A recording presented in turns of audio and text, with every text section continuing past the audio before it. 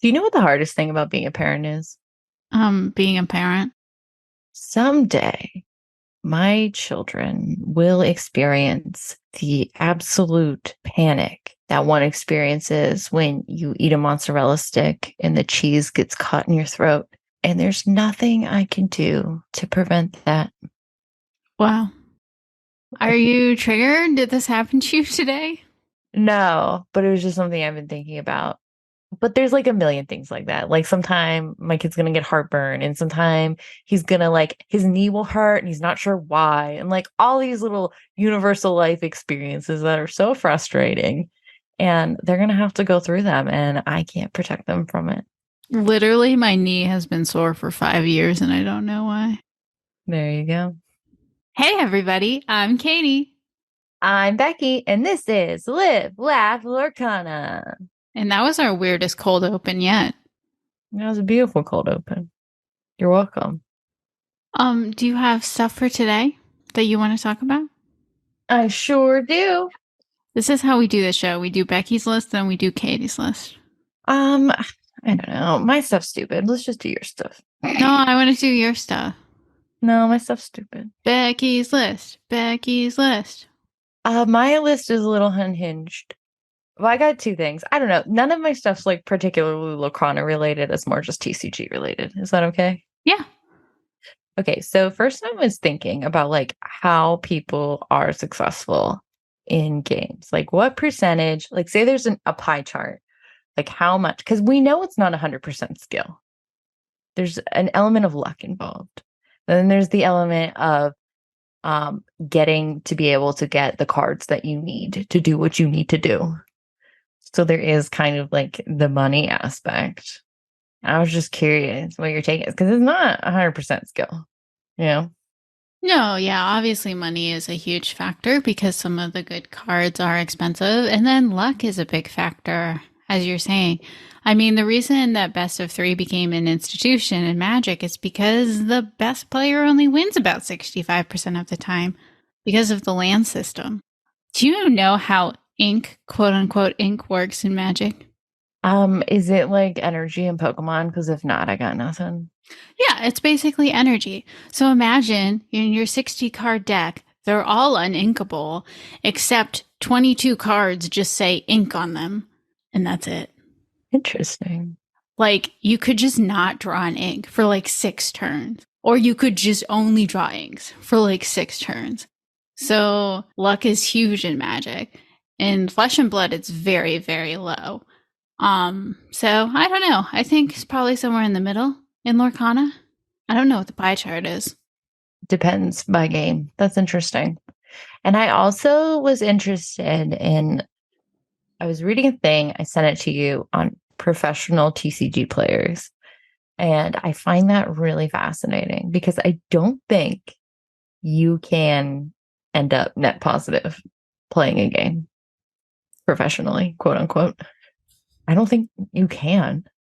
Not consistently. I mean, like people who are getting number one, I don't know the numbers in Magic. And Flesh and Blood, like the Pro Tour champion won $50,000, and the second place won 20. And I think the World Championship, he won $100,000. So, like, if you're getting first, like, yeah, second maybe.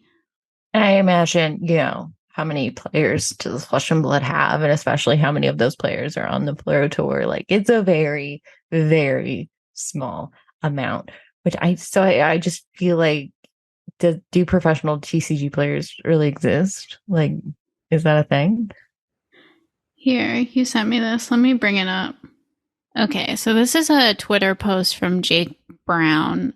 Citizens of Lorcana also shared it that says, "Why am I quitting paper magic? I lost $4,469 playing professionally over the last year. That's a vacation to Europe, a TV wider than I am tall, or one of those expensive TikTok dogs, all to play a pro tour, 2 RCs, and 2 Magic Cons. Here's a sobering, what is this? It's like, here's a sobering, and then it's like, it looks like a thread. It's continued. Here's a sobering thread. Yeah. I get it. Okay. Oh, you said it, and I didn't realize you were talking about an emoji. I'm like, yeah, Katie, it's a thread. All right, and it's all Mm, basically how I spent like money on travel because it's yeah, really expensive to go to these events. I've been to a bunch of them. It costs a lot of money. right. This was surprising to you. Yeah.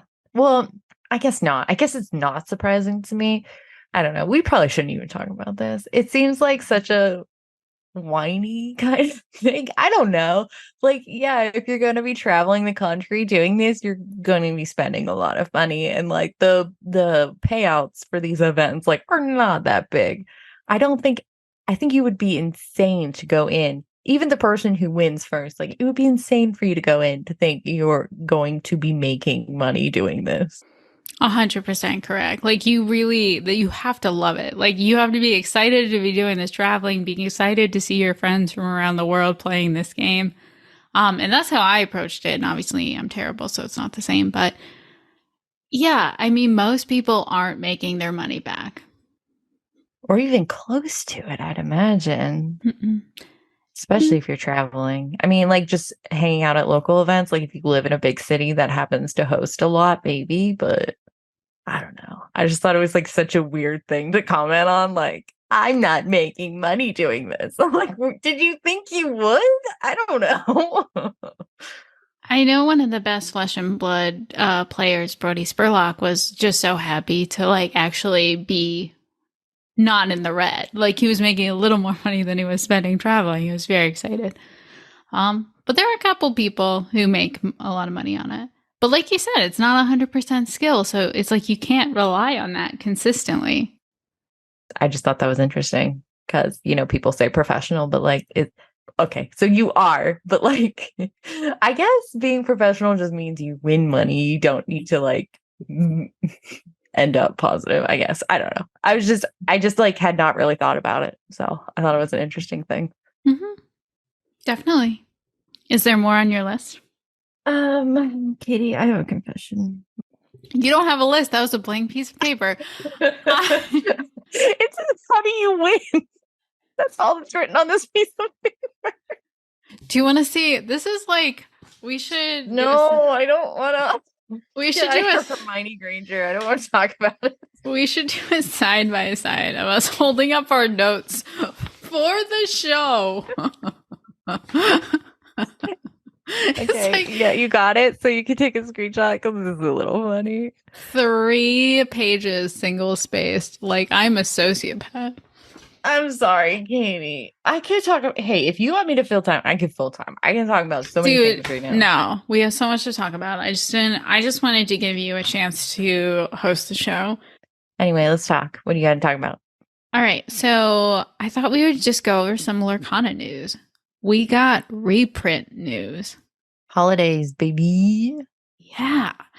Ravensburger confirmed there will be a reprinting of both the first chapter and Rise of the Floodborn coming holiday 2023 in North America and January 2024 in Europe, confirmed to include both starter decks and booster packs, and they confirmed hobby stores will be #1 priority in distribution. I'm very excited about that. Everyone will know what they can buy me this year to celebrate. Exactly. This is like really exciting and honestly so crazy because I know from following other games how hard it is to get time with these card printers. So I cannot imagine how they managed to like move Earth to make this happen. Do you think we should expect more quality control problems? I have no idea. I haven't seen a ton of them recently. Have you? No. Well, that's because nobody can open product, huh? Yeah, we've had a bit of a dry desert sort of business for a while here. Probably. It's probably the same printers, but hopefully there'll be a small amount. Exciting. The other thing we got was the Rise of the Floodborn organized play kit. Did you see the season 2 organized play kit?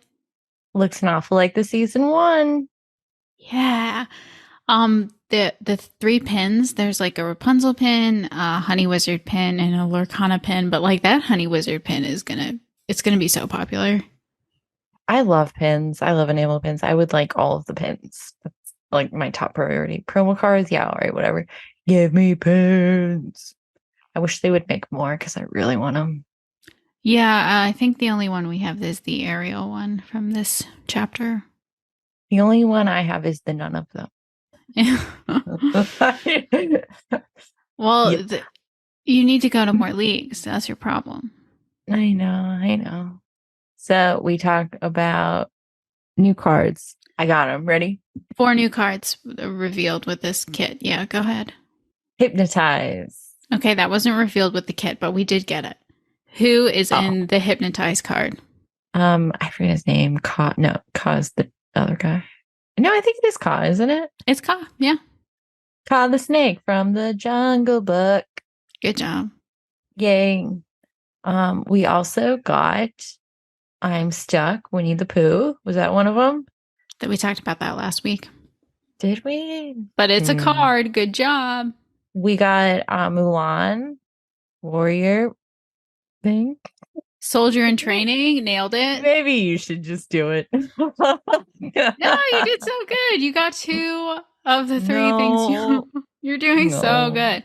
No, I'm excited for our first Jungle Book card. That looks cool, and Mulan looks cool as well.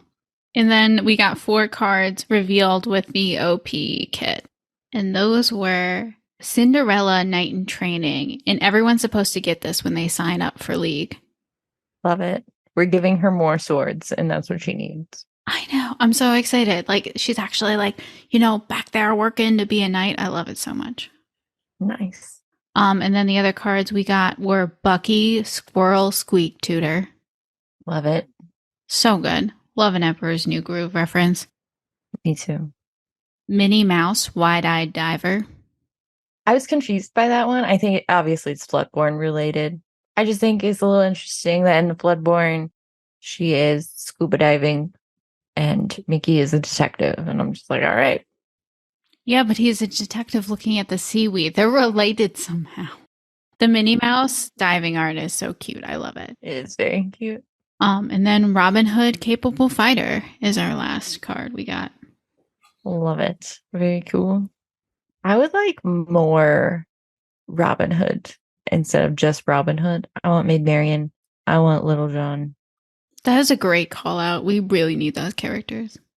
I like that they're doing some deep cuts. I dare I say I want them to go even deeper, and I'm sure they will.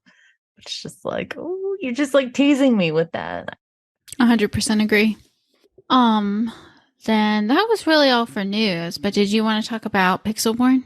Sure. All right. I was just gonna give a little explanation of Pixelborn. So Pixelborn is a game simulator for Lorcana, and just want to say it is not associated with Disney Lorcana in any way. It was created by Pavel, a software engineer who decided to build a Lorcana client in his spare time. He has a Discord, so if you join the Discord, you'll find detailed instructions on how to install. It's the work of just him. Like, he does this by himself, so you will occasionally run into bugs, and you do sometimes have to download a new version. But you can import decks from Dreamborn or Lorcania and play games with those decks.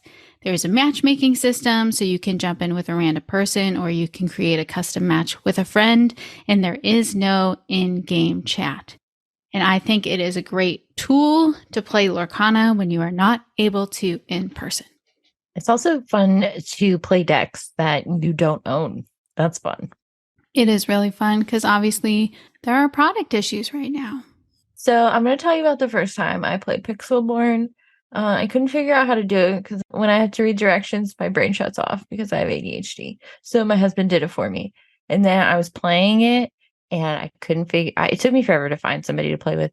And then I couldn't figure out how to quest because I'm dumb. And then I just panicked and closed out of it. But then you and I played together and it was great. And we did like a little voice chat in our Discord and that was fun. And I beat you one time and I lost the rest of the times because I'm not very good yet. But I played the Ruby Amethyst control deck by myself. And you kind of liked it, it seemed like. It felt kind of spicy. The ink cost is just so high and there's so many things that aren't inkable. There's only so much I can do when I'm pulling 5 and 7 uninkables at the beginning of the game and nothing else. That's fair. The uninkable count is high. Mulligan, you really have to know how to mulligan that deck. And I don't. But I thought it was great. I'd like to learn more because it was also nice talking to you because you could explain things to my dumb little head while I was trying to figure things out. It was hard to figure out how to quest for the first time. And to be honest, the first time I used like a card where you have to like choose which card like goes on top, I could not figure out what to do. It was like didn't get it, but I just searched for it in the Discord and found somebody else asked. Oh, nice. Yeah, so I would definitely like to play that with you more often. I think that'd be cool. You can show me stuff and I can show you things too. Sure. So a lot of people are saying that it's only a matter of time before pixelborn gets shut down. What do you think about that? I understand why people would say that. I do think shutting it down would be a big mistake, TBH. I think right now it's kind of what's like keeping the community prospering, to be honest, because like the product problems and stuff like that. And like, yeah, I can't play with cards, but I can still be excited about it and play on this other platform. And so when I get real cards, it'll be very exciting. But on the other side, I do understand that we talked about this last episode that a lot of people just grind Pixelborn because there is a ranking system and that is not doing much for anybody. The community, Ravensburger, Disney, like nobody's really benefiting at all from that except you with your platinum rank or wherever you're at. I totally agree with you that it makes no sense for them to shut it down before the product issues are over. Like it's helping people engage with your game when they might not have the opportunity to do it otherwise. I really actually don't see a reason for them to ever shut it down. I'm like obviously naive and everyone pretty much universally disagrees with me on this, but I just like don't believe that this takes any business from your game. I think that most of the people who are playing it are grinding like games and games and games, and they're not doing it. I mean, I think the getting platinum is big, but I think really they're hoping that when they start doing big tournaments that these people can go to the in-person tournaments and win them. So they're going to get cards. They're going to find a way to get cards. This is really just helping them engage with the game in the meantime. That makes sense. No, I totally see where you're coming from. I also know that that is a very controversial take. Nobody agrees with. I can't find one person to agree with me, but I'm just like, why would they ever shut it down? Like, I think it's a convenience thing because competitive TCG people who compete in these big tournaments will literally play 40 hours a week, and they just don't have time to like assemble all these decks and drive around to find opponents. Like, it's literally just a convenience thing for people who are going to play your game in person anyway. I could see that. Do you see possibly Disney making their own client? That would be the one like thing to shut it down if they decide to do like Magic has Arena. If they decide to actually do a pay for play like online client, then they would shut down Pixelborn. Okay, I could see that happening pretty easily. And you know what? I'd pay for it. Sorry. I probably would too, but I'd rather not. Oh yeah, for sure not. No, I think Pixelborn's great. It's fun. It's easy to use. Once you figure out how it works, and it's great and it's fun for trying new things. I really like it, and I like being able to do custom games with your friends and all that, and especially because you could coach me, Katie. I think it's a great tool. Big fan. Yeah, I like that it's an option. I'll probably buy more product because it exists, not less. You tell them. All right. We have a lot of listener questions this week.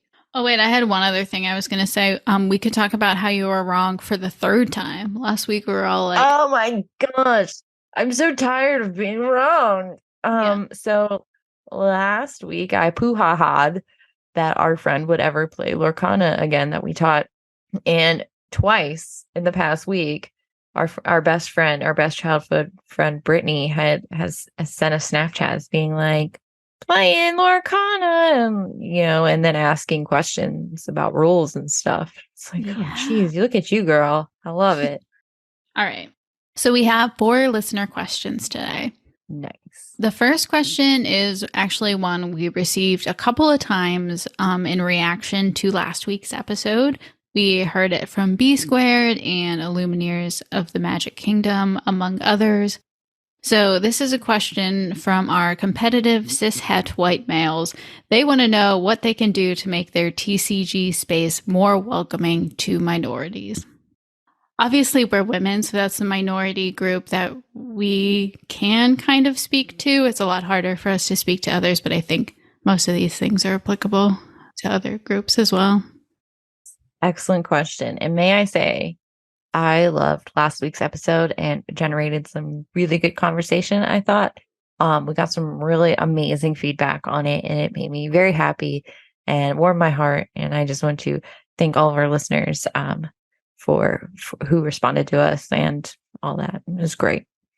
Second of all, hard question. And like always, we don't really like to do blanket statements because everyone's different. Their comfort levels are different, that sort of thing. But I would say in general, we've talked about, creating a welcoming space for new players and things like that. And I think those really translate very similarly, just showing that the people in your community, you value them and want them to come back. I think playground rules was it word you used in a previous episode, and I really liked it. Like, just like saying hi, like asking them questions, including them in conversation, saying, see you next week when they leave, or I hope to play you again. Yeah, I really like stuff like that. I think that's important. But someone who asked us in our Discord, like another person responded, like pretty much treat them like you would anyone else. And I think that's true. And just like some examples of at least what I think of there is it's very common when my husband and I go to sign up for an event together, especially if it's out of town, for them to like confidently hand my husband a registration sheet and then like either ignore me or be like, oh, are you playing too? Like, can you pretend it's equally likely that either of us is registering for this tournament? I think that's a very good point. Totally fair. Yeah. And also we've talked about in our group or our league that sometimes, quote unquote, the girlfriend, the partner comes by and is not there to play. And, we try to make an effort to, I think that's nice, asking them if they're playing as well, that kind of thing, just showing like if they ever want to move from spectator to player, that it's there and it's open. Yeah, that's a really good call out. Because I think we will see that in Lorcana where like women are coming with their partners to, scope it out. Also, like, don't act surprised when a woman wins. This is like a thing we've heard a lot. Like when the tournament organizer or a friend comes over and is like, "Oh, who got this one?" And you're like, "Oh, it's Brittany." And they're like, "Oh, Brittany won." Like, no, just be like, right on. Yeah, I think that's a really good point for sure.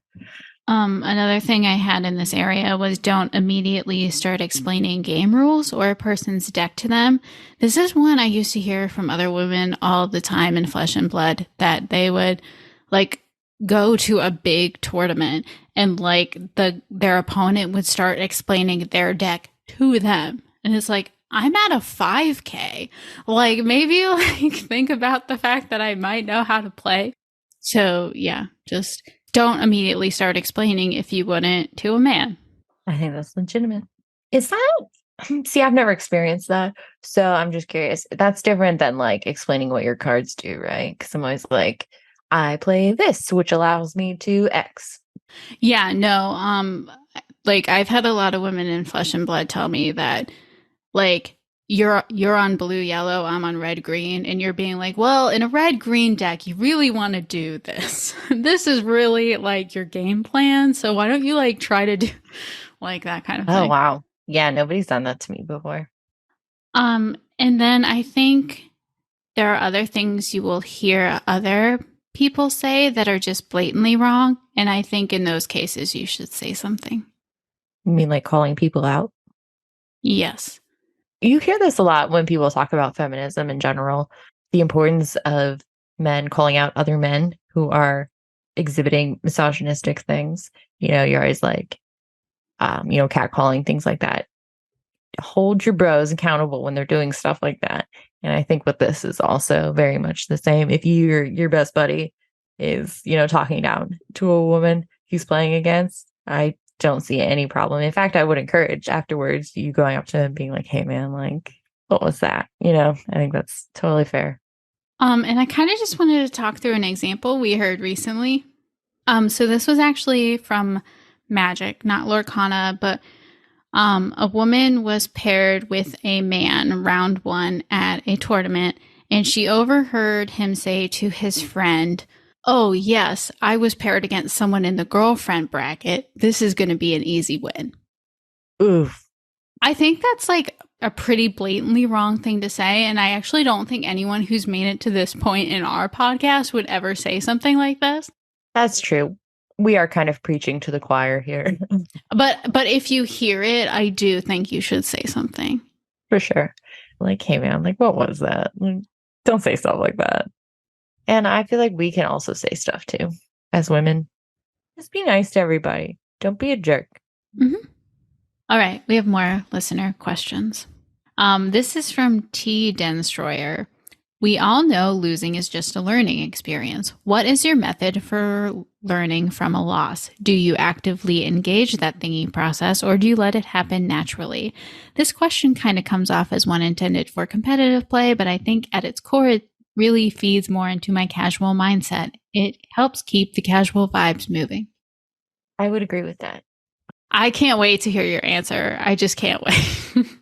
Why? What do you think I'm going to say? Something good or something stupid? I just don't know if you are learning from your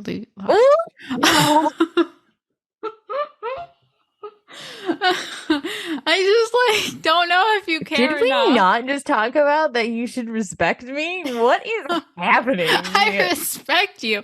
I respect that you're here for a good vibe and for hanging out with people. And I don't know if you actually want to take lessons for your lawsuits. I'm eager to find out. Please tell me.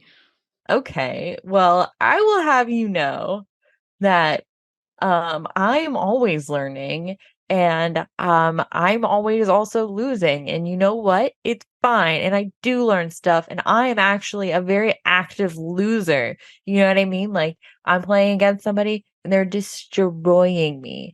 And I'm always just like, that was great how you did that thing and did that other thing. That was really good. And like, oh wow, that was a good move. And I'm seeing what they're doing. I'm learning how cards work together all the time when I'm losing. Okay. That was a great answer, Becky. Love it. Yeah, for me, I think it's like a constant thing that I'm doing as I'm playing is learning. I think almost every hand I see, like, will look at multiple lines and be like, is this the right way to go, or is this the right way to go? And then the next few turns, I'm kind of evaluating, oh, that was a good plan because I was able to make a trade here or do this, or no, the other play would have been better. And it's just something I do very naturally, I think, especially because on Flesh and Blood, I was on a team. So we would practice together and we would sometimes play hands up where we would have our whole hands in front of us, like, and we'd question like everything the other person was doing and being like, why don't you take this line? And, why don't you do this? And just like analyzing the micro decisions, like more than anything, is how I approach the learning. I think if I get to the end of the game and I feel like I had no shot, that's when I'll be like, okay, well, what is my deck missing that could have given me some shot here? Beautiful. I love doing that though. Like when Josh and I play at the kitchen table, I'll like, sometimes I just like throw my hand down and I'm like, okay, I'm debating between this line and this line, and we'll talk through it and we both do it. I love learning about these games and the strategy. I think it's so fun. That's really cool. I think we did that a little bit when we were playing Pixelborn. I asked your opinion on some stuff, and also you did a little illegal screen looking because we were both streaming. I was screen sharing in case you got stuck on pixelborn stuff, but you didn't. Yeah. I was just snooping. No, I think that's a great way to approach it. I'm not there yet. I don't know if I ever will be. Um, it's so different though. Like at League, like of course I'm learning and playing different against different people and like, everyone has their own gig. I do enjoy playing you the most though, because I do get to ask those questions and usually Josh is around as well. So I can also ask him questions, it really makes me happy. I'm actually the same way because I have social anxiety. I want to say that there's almost like this buzz in my head when I'm out in public, like this background stress that makes it harder for me to focus on things. So, like, I'm not doing any of that as deeply at League as I do at home. I feel that. All right, next listener question is from B Squared. Should you try to let your opponent win if they are new / inexperienced / casual at League or not? And how do you do that without it being obvious? And I'm going to say that this is for an adult because we talked about children a little last week. So this is for an adult. No, not necessary.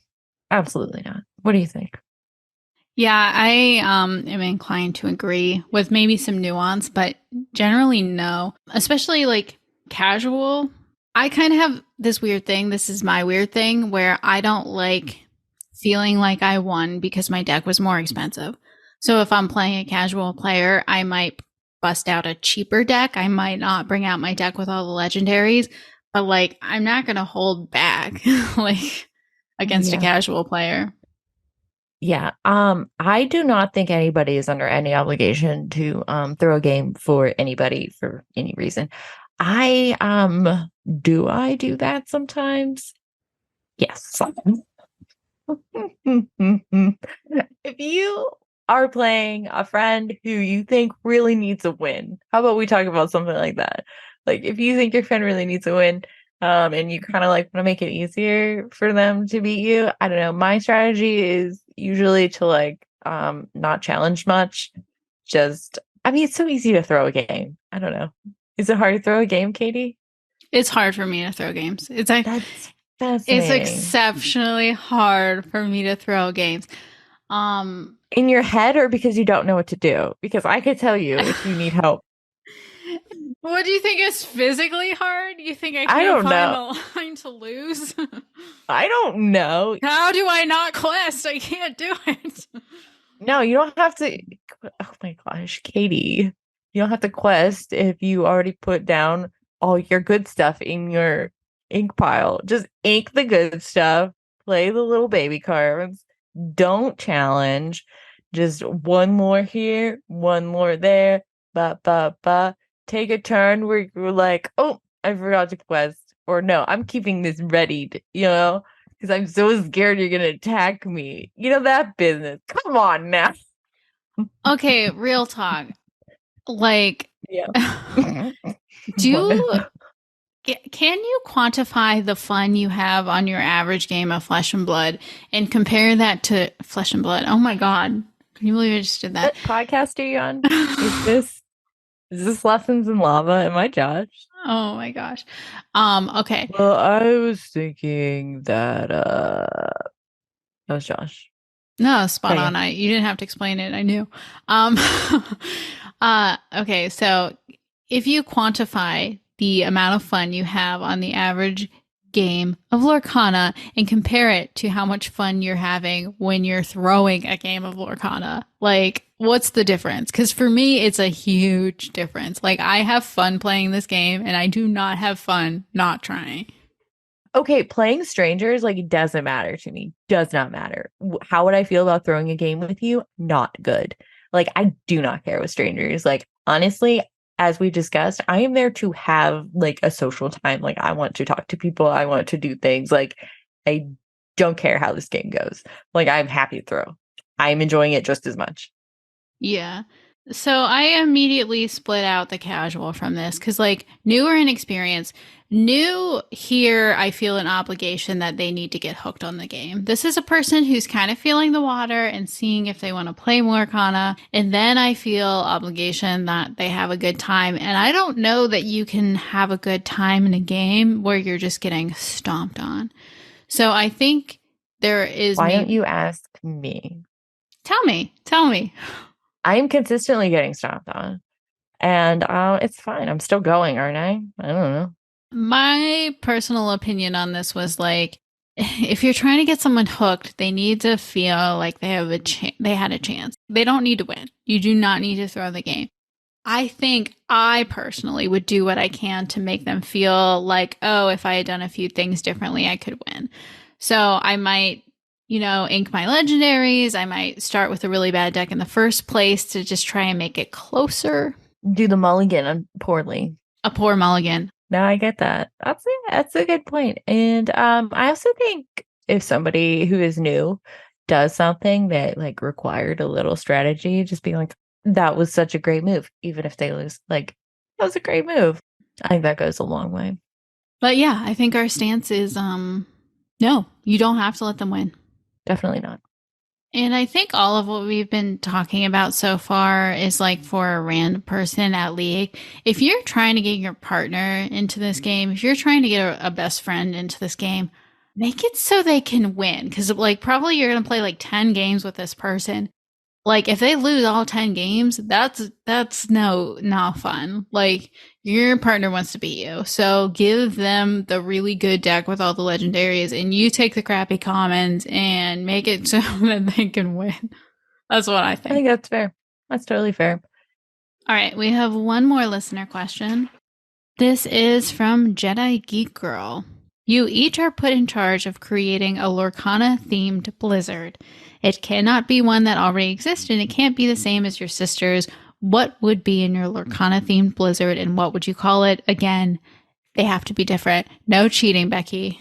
Oh, please. Like mine's not going to be better than yours. It's going to be better.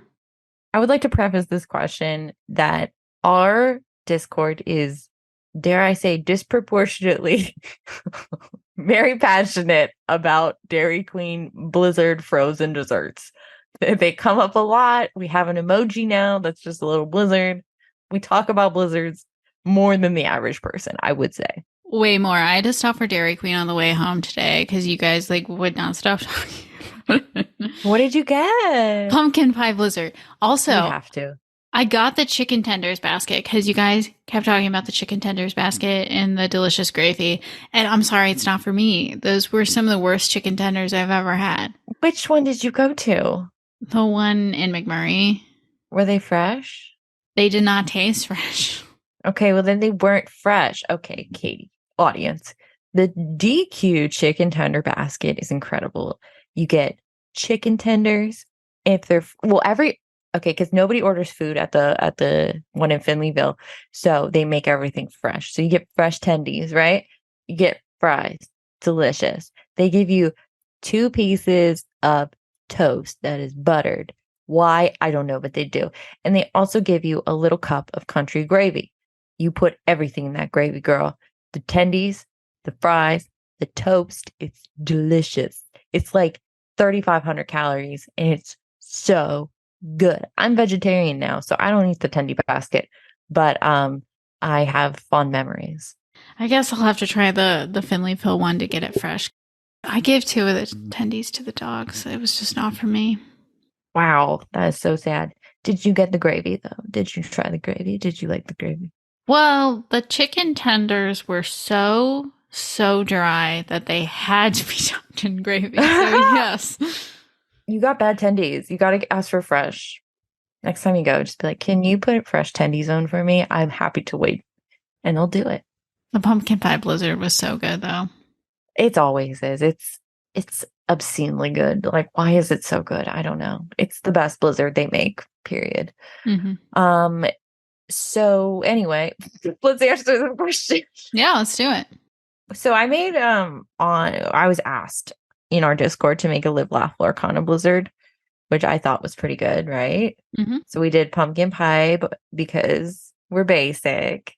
I did bananas because we crazy. I did nerds because we're dorks. I thought that was pretty good, I right? thought that was perfect. Just perfect. Okay, so I have one for Lorcana. Are you ready for it? Hit me. Okay, so first we're gonna do cheesecake because cheesy. Okay, the game's a little cheesy. We're gonna put bananas in it, not because it's crazy, but because it has appeal. Oh, that's good. Yeah.